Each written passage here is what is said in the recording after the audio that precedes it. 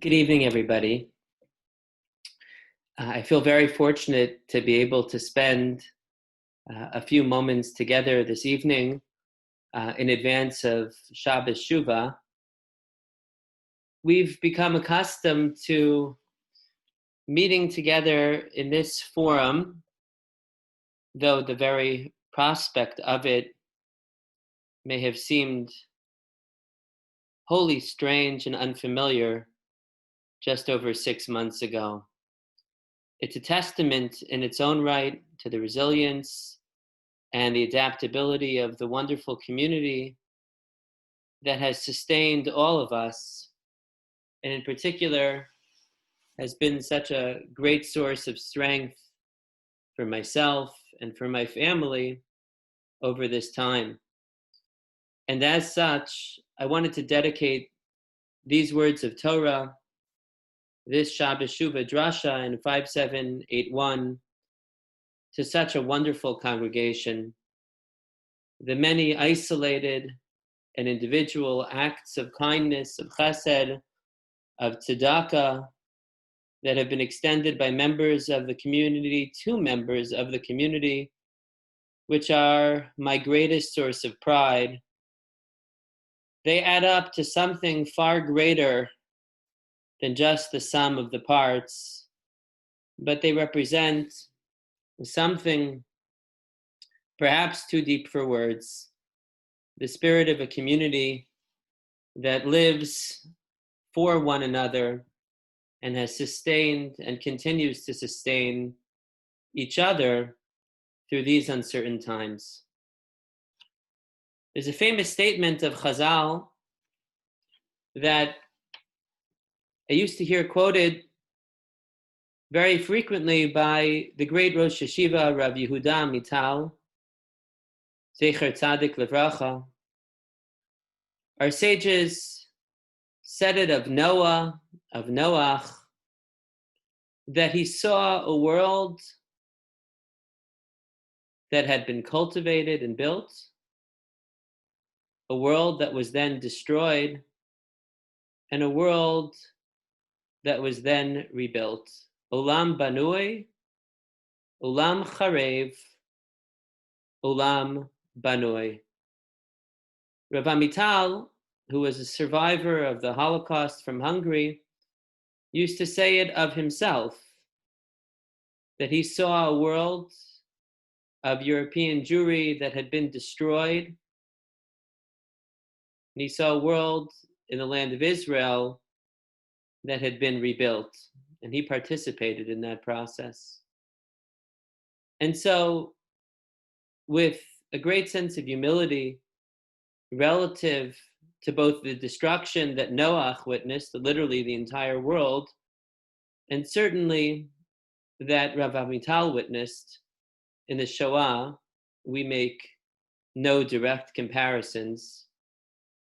I wanted to direct my remarks this evening to an analog, what we've experienced, having known an olam that does not currently exist, having seen an olam banui that became an olam charev, a world that was taken apart from what we had known it to be, and to spend these next few moments together envisioning what a world rebuild might look like, what an olam banui could mean with God's help this coming year. Suffering, as we've experienced it, is never something that we seek. Suffering takes many forms: loss of life, illness, bereavement, financial distress, isolation. Suffering is never something that we seek out. And yet, when suffering comes, it can be, and it should be, a great clarifying agent, a teacher unlike any other.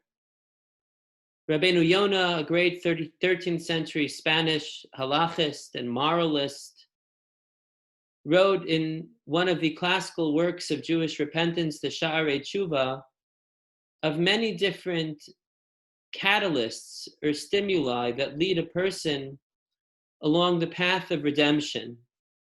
And the first of all of these that Rabbeinu Yonah identifies is the path that is paved with suffering. When we suffer, we're able to reflect deeply on the things that have been taken from us and to clarify for ourselves those things that are essential and perhaps those things that we might have deemed essential, but in the unique clarity that suffering can provide, we begin to appreciate that perhaps they were not what we imagined them to be. This week's Torah portion is Ha'azinu, and the Torah describes it in these precise terms. In introducing this song, in Parshas Vayelech, the Torah says, V'ata kisvu lachem es hashira azos, write down this song, Lamda as b'nei Yisrael, Moshe, teach it to the Jewish people, Sima b'fihem, make sure they know it very well. V'ansa hashira hazos lachem la'ed, for this song will bear witness throughout Jewish history. V'haya ki simsena oso ra'os rabos v'tzaros, for when the Jewish people will find suffering in any shape or form, they will be able to look towards this song and to be able to claw their way back and to rebuild a world anew. And so if we follow that advice that the Torah gives us and we look into the song of Ha'azinu, we find, I think, something very critical for our community. The Torah refers to the Jewish people in the song of Ha'azinu in critical terms. Am naval v'lo chacham, a nation that became a naval, not wise. And just a few psukim later, the Torah tells us, Vayishman Yeshurun Vayivat, that the Jewish people became wealthy and they rebelled. Shamanta, Avita, Kasisa, we became, spiritually speaking, complacent and corpulent. Vayitosh Eloah Asahu, Vayinabel Tzor Yeshuaso, and so we abandoned God who had done so much for us. The Ramban in both of these psukim, Am Naval and Vayinabel Tzor Yeshuaso, tells us that the word Naval means a person who is entitled, who lacks a sense of gratitude, who believes, as they would say in Israel, Magi li, it's coming to me, I deserve it, and doesn't begin to appreciate the many blessings that one has. So the first thing that the song of Ha'azinu tells us is that we need to be grateful people. We need to be grateful for the things that really matter, the things that we truly need. Life itself, health, family, community, companionship, parnasa, meaningful work and dignity, schools and shuls. So many of the true necessities of life that have been taken from us during this most challenging year. But this pandemic has also given us an opportunity to reflect on so many of those things that perhaps I speak only to myself, we had developed a sense of entitlement about, and that upon deeper reflection, as we were forced to withdraw from many of these things, we can appreciate that perhaps they were in excess, they were unnecessary, they do not belong into that category of truly existential needs that I just listed, but were in fact part of that category, Vayishman, Yishrun, Vayivat, of things that are in fact entitlements, not necessities, but luxuries, things that we might even be better off without. I find it remarkable to look at all of the different tefillos, all of the heartfelt prayers in this season of heartfelt prayer that we find throughout Tanakh, and we look and we study, and we cannot help but discern a pattern in what it is that our forebearers from Abraham on down, the kinds of things that they prayed for. For Avram and for Sarah, they wanted so desperately a child. Avram said to Hashem, critical pasuk in Parshas Lech Lecha, "Bama ida ki irashena, v'anochi holech ariri uven meshek beisi hu damesek Eliezer." He yearned in the most natural way to be a father, and the same was true of his own son, of Yitzchak. Vayetar Yitzchak ladonai lenochach ishto ki akarahi. And Yitzchak pleaded with God on behalf of his wife. For 20 long years, they went without children, pleaded that they would be able to build a family together. Yaakov, when he's running for Esav, what does he ask for? If God will be with me, ushmarani baderech hazeh asher anochi holech, and he'll protect me as I run from Esav and I go to the difficult environment of Lavan's house. And what does Lavan represent to Yaakov other than a threat? And he knows it, and he asks God for nothing more. V'nasan li lechem le'echol uveged l'bosh. Just want a little bit of bread to eat and clothes to wear. And if God will give me that, I'll consider myself extremely fortunate. I'll be very, very grateful. David HaMelech was somebody who knew suffering from a very, very close vantage point. We've been reciting since the first day of Elul. David speaks of his isolation. Im tachan alei machana lo yirali biyam yakum alai milchama bezos ani voteach. Achashalti, I have one thing to ask of God. Shifti beveis Hashem kol yemei chayai. I want to be able to go to a shul. I want to be able to experience God's presence. There's a simplicity. There's an earnestness to all of these requests. And the list goes on and on. We just read on Rosh Hashanah of Chana, who wanted nothing other than to become a mother. Imroeh tireh bani avat amasecha v'nasan li zera anashim. The patterns of prayer, as we find them in Tanakh, are about basic things in life, things that are absolutely necessary. These are the things that have, in many cases, been taken from us this year. These are the things that we pray for so desperately, that we'll be able to resume a normal family life, a normal shul and community life, a normal school and educational life, for our children, and of course, above all, for health, for ourselves, for our families, and for our community at large. What we don't find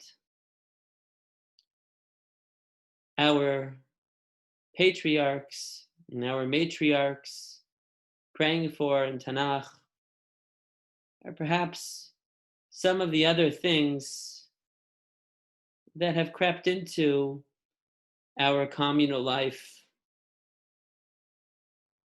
Lived in Teaneck since 1988. I don't point a finger, God forbid, at any one person. That's never productive, nor is that my purpose this evening. The modest homes that I grew up biking around and walking around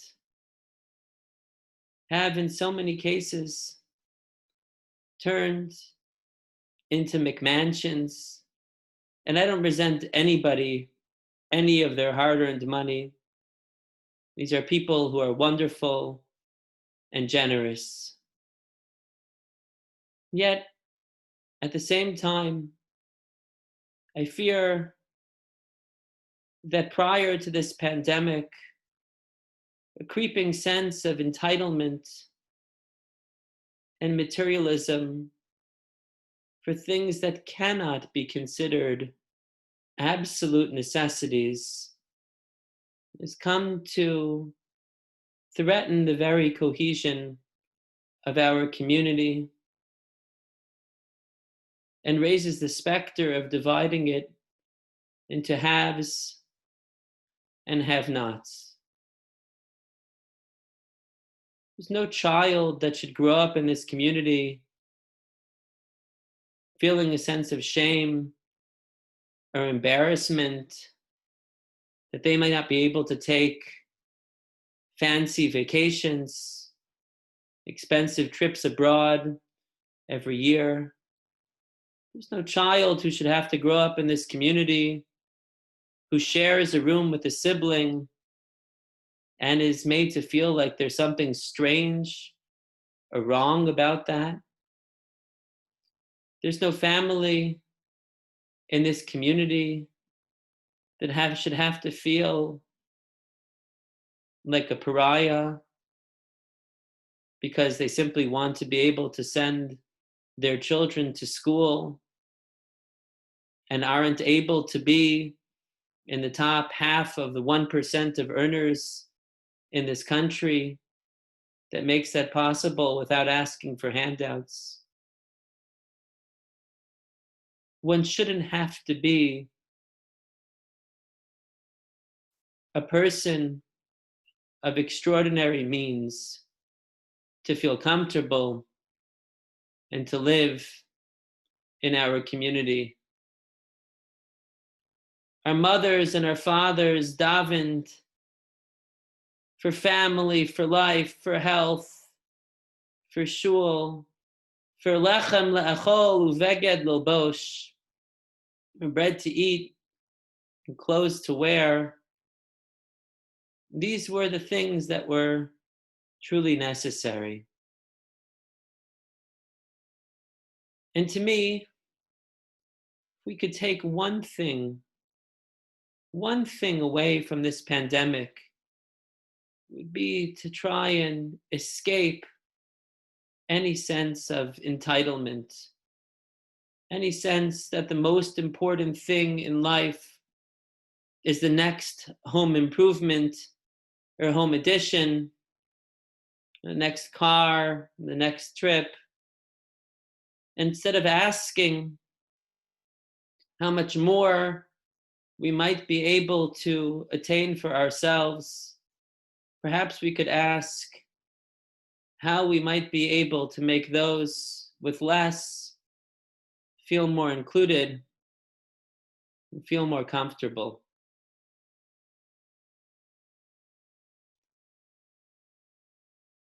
The pandemic, in its sweep and in its scope, takes away elements that are both of critical necessity and those things that are anything but. And it is our responsibility and our sacred task to be able to take this time to ask the question, Olam Banui, Olam Charev, Olam Banui, what sort of community do we wish to rebuild? What do we want our post-pandemic Teaneck and Bergen County community to look like? Do we want to be able to raise children in this community who will go into altruistic professions, idealistic professions, even though they might not be the top earner on the block, and still feel like they'll have a place in our community? Or do we want our children to receive the message explicitly and implicitly that there's only a place at the proverbial table in this community for those, again, who are able to be in very rarefied financial spaces?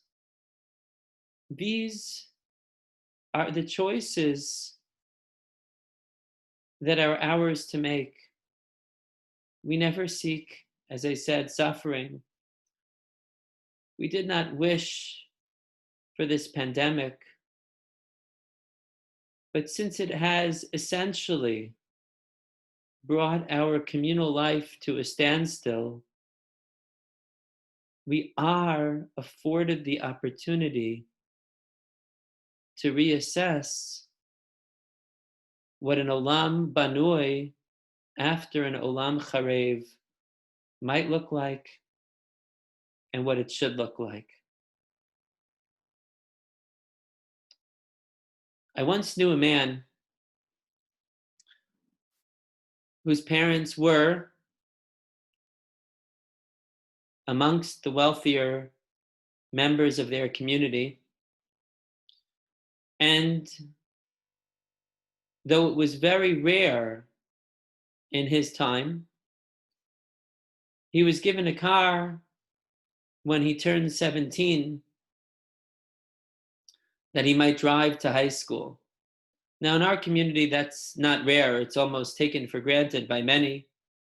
It's one of the many entitlements that have become de rigueur in our communal life, but it certainly wasn't commonplace in the time and era of this very fine gentleman that I knew. And he told me that he used to park this car blocks away from the school, this car that was so important to his father, who had been an immigrant to this country, had run away during the Bolshevik Revolution, this car that his father bought for him as a sign of having made it in America, but it made his son uncomfortable because he didn't want to be seen as having more than the next person. And so he would park it blocks away from his school and walk like everybody else, that he shouldn't stand out. It's not just that so many young people in our country take it as a constitutional right to receive it when it comes to their attaining a license, but it's the sentiment of not wanting to make anybody else uncomfortable by having a little bit more that I think is the far greater loss. Anytime we're around somebody in speech or in action, we should be mindful of things that we might take for granted that are not within the reach of another person. And try to remember that modesty is at the very core of Jewish values. V'hatznei alechas im Elokecha, and entitlement, as we mentioned from Parshas Hazinu, is the ultimate indictment.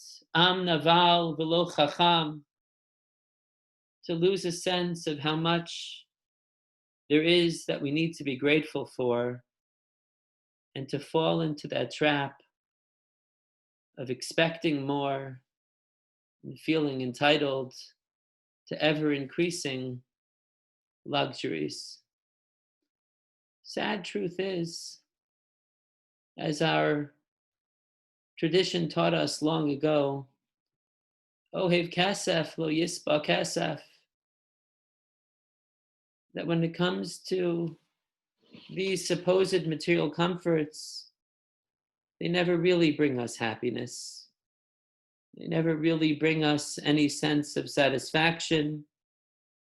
Ultimately, there's always something else to attain, somebody who has just a little bit more.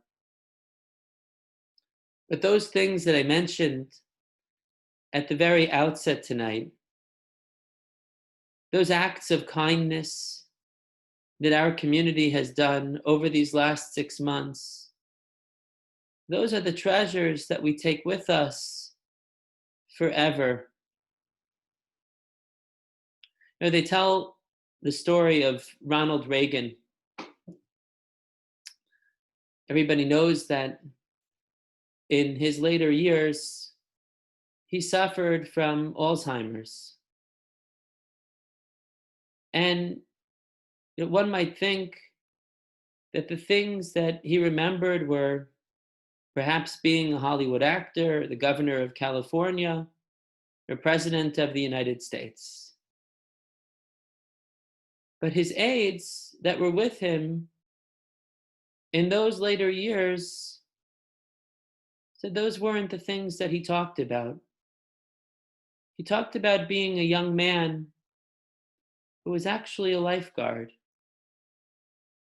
And he would say, you know, I saved 77 lives. When he was a teenager, Ronald Reagan was a lifeguard. And whenever there was somebody struggling out at sea, and he would go into the water and bring them back to the shore, he would put a little notch in a log that he carried with him. And he would tell his aides, not that he was president of the United States, or that he won the Cold War, or that he was a governor or an actor. He would say, I saved somebody who was drowning. I saved 77 lives. Here's my log. That's what stayed with him.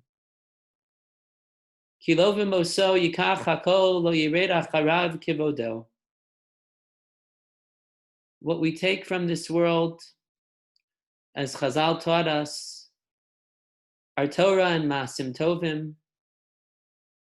it's the truths that we come to understand. It's the acts of charitability and kindness that we perform for each other. These are things of inestimable value, worth indescribably more than any material asset. And so it's my prayer that in God's good time, and if it be his will, sooner rather than later, that when we can say, Olam banoi, Olam charev, Olam banoi, the world that we will rebuild together, the community that we will rebuild together, will be a community where everybody can feel included. Will be a community that takes a hard look at its financial infrastructure and asks itself, are we really making it possible for everybody to be here and to feel comfortable here and to feel dignified here and to feel like they belong? Is it still okay to live in a modest home or to drive not the Cadillac, but the Chevrolet? Is it still okay, maybe, just to ride the bus? That's the kind of community that I'd like my children to grow up in. I'd like them to be able to respect a person who works hard and takes pride in the job that they do, no matter how many zeros exist at the end of their bank account. I'd like them to understand the struggles that average people have trying to hold a family together. And I'd like them to be able to grow up in a community where a person can send their kids to school without having to put out their hand or making an honest wage. We've been given a singular opportunity to shape a community. Not just once in a generation, maybe once in a century, are we given this kind of a pause from communal life to evaluate what the values of our community ought to be. If watching this community over the last 6 months has taught me anything, the selflessness, the kindness, the checking in on those who have borne the brunt of the solitude of this pandemic, it fills me with a profound sense of confidence that we will be able, in the wake of this Olam Charev, to rebuild a community that is never defined by a sense of entitlement, but will rediscover the distinction between necessity and luxury and make sure that there's a place for everybody in our community. Wish everybody a year of those essential things, of health and of life, of parnasa, of school, of shul, and a year, God willing, where God gives us the wisdom to discern what it is that we truly need and what it is that we can leave behind in the wake of this most unusual, most challenging time, be able to rebuild a community anew. Wishing everybody a Gmar Chasima Tova. Thank you. Shkoyach.